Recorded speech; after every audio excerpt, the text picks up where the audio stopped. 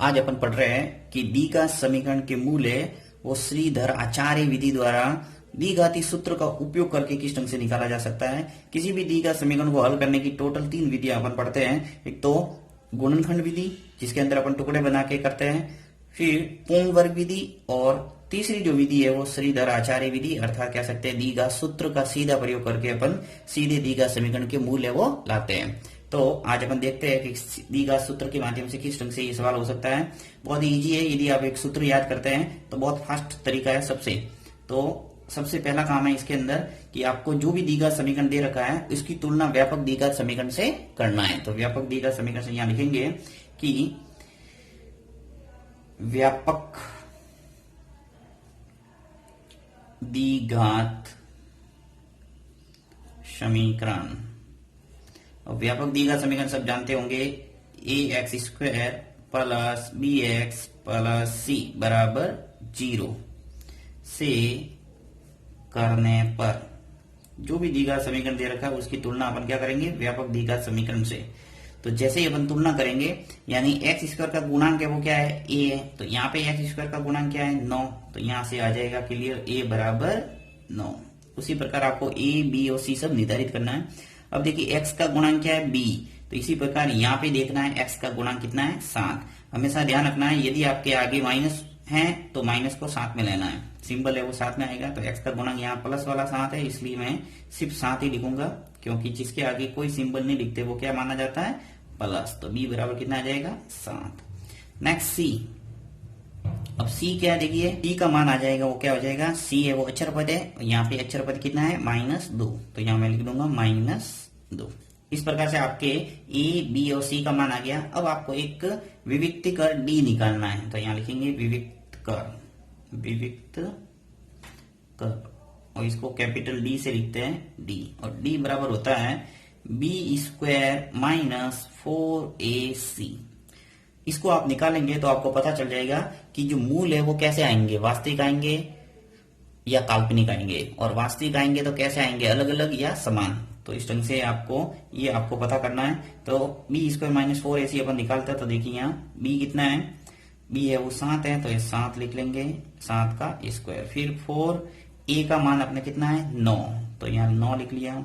c का मान -2 है, तो ये माइनस का 2 लिखना पड़ेगा। अब इसको वर्ग करो, 7 का वर्ग 7 × 7 कितने हुए, 49। फिर माइनस, अब देखिए यहाँ मैं सीधा गुणा कर देता हूँ सबका। 4 का गुणा जब 9 से करेंगे तो क्या आएगा, 36, और 36 का गुणा जब -2 से होगा तो -72। अब -72 और यहाँ माइनस पहले से है, यानी माइनस माइनस क्या हो जाएगा, प्लस, तो +72। तो 49 और 72 मिलके कितने हो गए, 121। अब जो 121 आया है वो 0 से बड़ा है या छोटा है या बराबर है, ये आपको देखना है। तो यहाँ स्पष्ट नजर आ रहा है कि 121 है वो व्यवहारिक है कि 0 से क्या होगा, बड़ा। तो यहाँ लिखना आपको 0 से बड़ा है, यानी कि 121 इज ग्रेटर देन 0। अब यहाँ से आपके निर्धारित हो जाएगा कि मूल है वो कैसे है, वास्तविक या काल्पनिक। तो ये मैं तीनों कंडीशन आपको एक साथ बता देता हूँ लिख के कि कौन कौन सी कंडीशन होती है इसके अंदर। तो देखिए अपन यहाँ लिखते हैं कि ये कंडीशन तो आ सकती है कि b² minus 4ac is greater than 0। तो ऐसी स्थिति अगर आती है कहीं आपको, यानी आपके जो b² माइनस 4ac का मान आप निकालते हैं और 0 से बड़ा आता है, तो वहां पे मूल है वो कैसे होंगे, मूल वास्तविक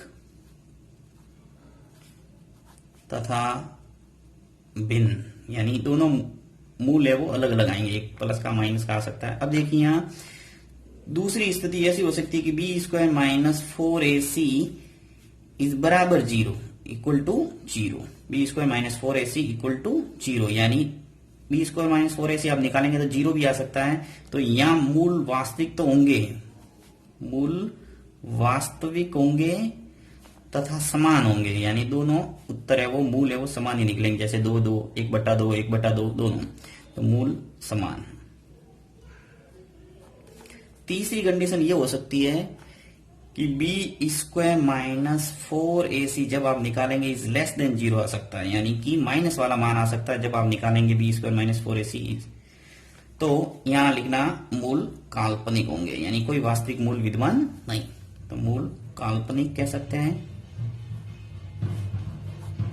काल्पनिक अर्थात कह सकते हैं,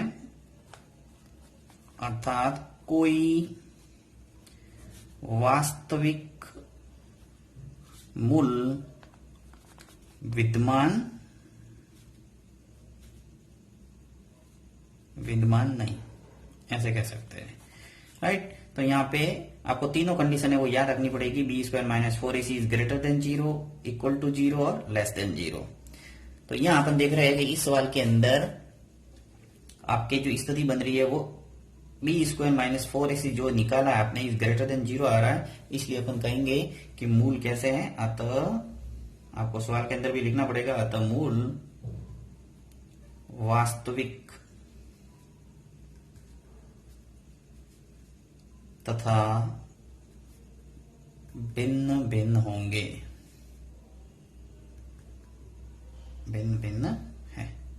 अब किस ढंग से मूल निकलेंगे वो आपको श्रीधर आचार्य सूत्र का प्रयोग होगा तब। देखिए यहाँ पे अपन प्रयोग करते हैं श्रीधर आचार्य सूत्र या द्विघाती सूत्र, कोई भी कह सकते हैं, ये एक ही है दोनों। तो मैं यहां लिखता हूं श्रीधर आचार्य सूत्र से, श्रीधर आचार्य सूत्र से। द्विघाती सूत्र से भी लिख सकते हैं। सूत्र क्या है, x बराबर minus B plus minus root of B square minus 4ac, आपको अच्छे ढंग से याद करना पड़ेगा, बट्टा 2a।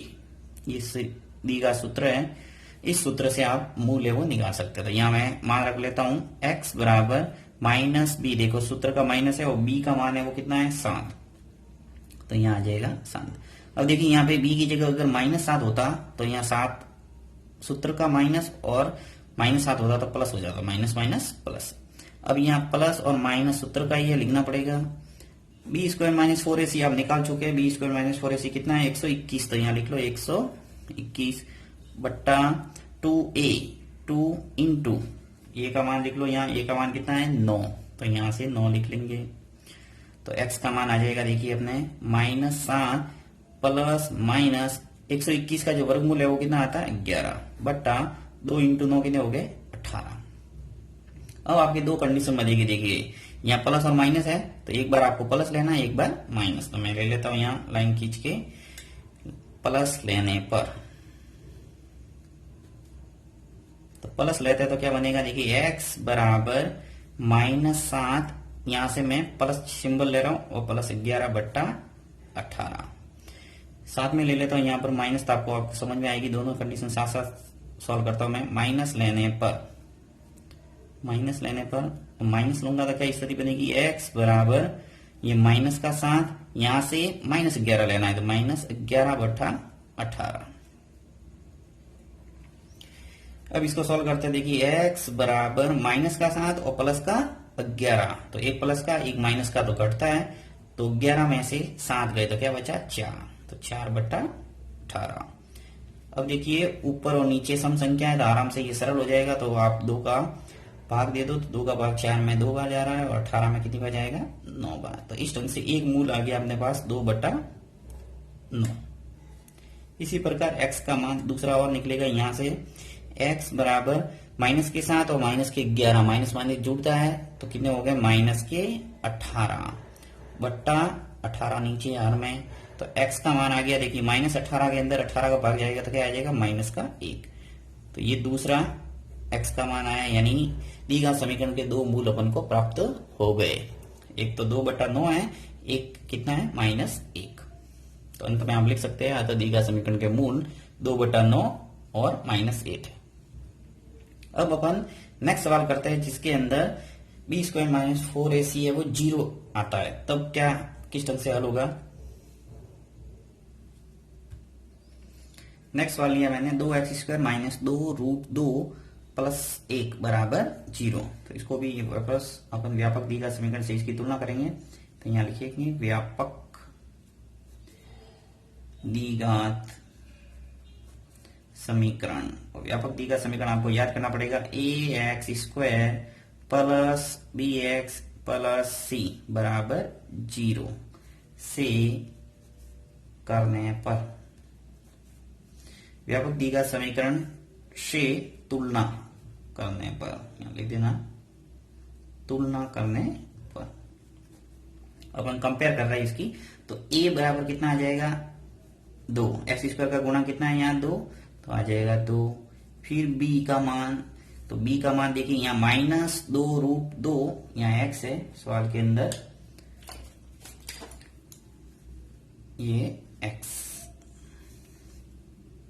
अब देखिए यहाँ कि b का मान कितना आ जाएगा, x का गुणांक ये पूरा पूरा लिखना पड़ेगा, -2√2, तो -2√2, और c है वो कितना है अक्षर पद 1। तो इस ढंग से आपकी ABC निर्धारित हो गया। अब आप विविक्त कर निकालेंगे, विविक्त कर d निकालते हैं अपन, वही b² -4ac। तो b² -4ac क्या आता है, देखिए यहाँ पे b है वो कितना -2√2, तो -2√2 का स्क्वायर, -4, a का मान कितना है 2, तो 2 लिख लिया। c अपने पास 1 है तो 1 लिख लो। अब -2√2 का वर्ग करेंगे तो यहाँ कैसे गुणा होगा, देखिए मैं यहाँ बताता हूँ आपको अलग से। -2√2 का गुणा अपन को करना -2√2 से। अब देखिए माइनस माइनस गुणा करेंगे तो प्लस हो जाएगा, इसका तो हो गया काम। अब 2 × 2 ये 4 हो गया। अब √2 का गुणा √2 से करेंगे तो क्या आएगा, √2 का स्क्वायर। तो जब अपन किसी रूट वाली संख्या का स्क्वायर करते हैं तो क्या आता है, रूट के अंदर वाली संख्या यानी रूट है वो हट जाता है, तो 4 × हो जाएगा 2, तो 4 × 2 कितने हो गए 8। इसका मतलब अपन को इस संख्या की जगह क्या लिखना है 8, तो मैं सीधा लिख रहा हूं यहाँ पे 8। तो आपको समझ में आ गया होगा कि 8 है वो कैसे आए। माइनस, अब देखिए 4 × 2 कितने हो गए 8, 8 में से 8 गया तो क्या हो गया 0, अर्थात अपने जो b² -4ac क्या आ रहा है 0। इस प्रकार कह सकेंगे, अतः मूल है वो क्या होंगे वास्तविक तथा बराबर या समान होंगे, कोई भी लिख सकते हैं, समान होंगे। यहां से अपन के निर्धारित हो गया कि b² -4ac ग्रेटर देन 0 आता है तो मूल वास्तविक और भिन्न भिन्न होते हैं, जैसे कि वहां पे अपन ने अभी किया था, अलग अलग दोनों मान आए थे।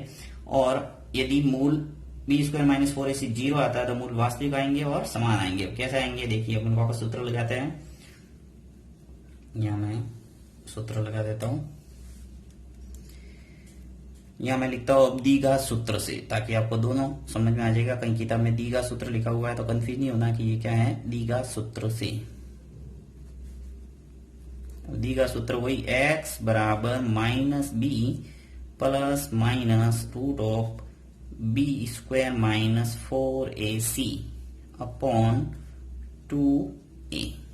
तो x बराबर, अब देखिए माइनस है, b है वो कितना अपने पास -2√2, तो इसको ब्रैकेट के अंदर बंद कर देता हूं मैं, -2√2 प्लस माइनस √b² -4ac आपने निकाला, b² -4ac कितना आया अपने पास 0, तो यहाँ सीधा मैं 0 ही लिखूंगा, बट्टा 2a यानी 2 का गुणा a से कर दो, तो ये कितना है अपने पास 2, तो ये 2 लिखा। तो x बराबर हो गया, देखिए अब माइनस सूत्र का है और सवाल के अंदर भी b का मान है वो माइनस में है, तो माइनस माइनस क्या हो गया प्लस, तो 2√2 आ जाएगा और नीचे आ जाएगा 2 × 2 कितने हुए 4। अब प्लस माइनस का काम यही फिनिश हो गया, क्योंकि आगे रूट के अंदर 0 और √0 का मान 0 ही होता है, तो ये लिखने से कोई मतलब नहीं है। तो अब यहाँ पे x का मान आपके कितना आया 2√2 और 4, तो इसको और सरल करते थोड़ा, x बराबर यहाँ पे अपन लिख सकते हैं 2 से काट दो इसको, 2 से कट जाएगा ये 4 कितनी बार 2 बार, यानी मैं लिख सकता हूं 2√2। अब इसको और थोड़ा सरल कर सकते हैं, देखिए इसको कैसे लिख सकता हूं मैं, √2, इस 2 को क्या लिख सकते हैं अपन, √2 × √2 लिख सकते हैं कि √2 का गुणा √2 से होगा तो क्या हो जाएगा √2 का स्क्वायर, और स्क्वायर करेंगे तो ये रूट है वो हट जाएगा, तो यहां से कट जाएगा ये, अर्थात अपने x का मान आ जाएगा 1/√2, यानी कि इस दी गई समीकरण के दोनों मूल होंगे वो क्या होंगे, 1/√2। अर्थात लिख सकते हैं ऐसे कि द्विघात समीकरण के मूल 1/√2 तथा 1/√2 होंगे। तो इस ढंग से यदि आपके b² - 4ac का मान 0 आता है तो दोनों समान उत्तर आएंगे। नेक्स्ट सवाल लिया मैंने x² + 4x + 5 = 0। इसके मूल है वो काल्पनिक होंगे और किस ढंग से होंगे देखिए, यहां पर भी वही आपको लिखना है, उक्त समीकरण की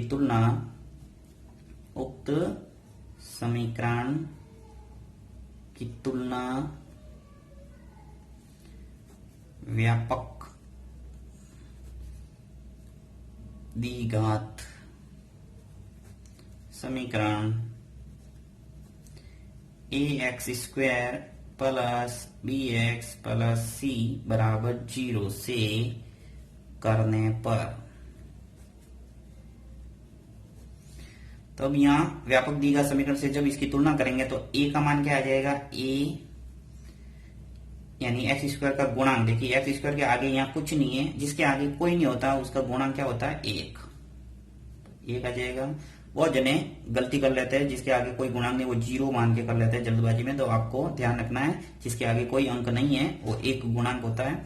अब देखिए b का मान हो जाएगा, x का गुणांक होता है वो b होता है, तो कितना है यहाँ 4, तो ये आ जाएगा 4। इसी प्रकार जो c है वो कितना है अपने पास 5, यानी अचर पद है वो 5 है। ए बी सी आ गया। अब अपन निकालेंगे विविक्त कर d, कैपिटल D होता है b² - 4ac। याद हो गया होगा आपको, अच्छे ढंग से आपने 2-3 बार लिखा है। तो b² - 4ac, b का मान कितना है 4 लिख लो, 4 का स्क्वायर -4, a का मान कितना आ जाएगा 1 और c का मान कितना है 5। तो अपन ने लिख लिए सभी मान। इसको सॉल्व करते हैं, 4 का वर्ग करेंगे तो क्या आ जाएगा 16, 4 × 4। फिर 4 का गुणा 1 से करेंगे 4 और 4 का गुणा 5 से करेंगे तो हो जाएगा 20। तो अब देखिए यहाँ उल्टी स्थिति बन रही है कि 16 आगे है, यानी छोटी संख्या आगे बड़ी संख्या पीछे, यानी 16 में से जब 20 जाएगा तो क्या आएगा -4। और माइनस वाली संख्या क्या होती है 0 से छोटी, यानी सभी जो माइनस वाली संख्या वो 0 से छोटी होती है, यानी कि <0 हो जाएगा। -4 < 0, अर्थात यहाँ पे स्थिति बनी, अतः यहाँ ही समाप्त हो गया सवाल। लिखेंगे अतः कोई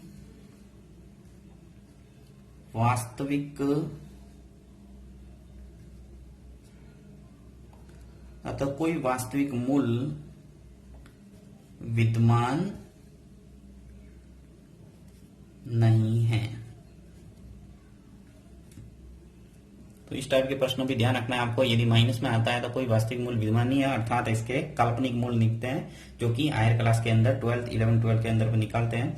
तो यहाँ 10th के अंदर आपको अधिकतर प्रश्न है वो मूल या तो भिन्न वाले आएंगे या समान मूल वाले, यानी b² - 4ac is greater than 0 या b² - 4ac इक्वल टू 0 वाले प्रश्न पूछे जाते हैं, यदि बोर्ड के अंदर पूछे जाएंगे तो इस ढंग से आपके तीनों टाइप के जो सवाल हो चुके हैं। यदि इसमें किसी भी प्रकार का कोई कंफ्यूजन है आपको तो कमेंट बॉक्स में लिखना, वापस इस पर एक मैं वीडियो बनाऊंगा और आपको जो भी डाउट है वो क्लियर हो जाएगा।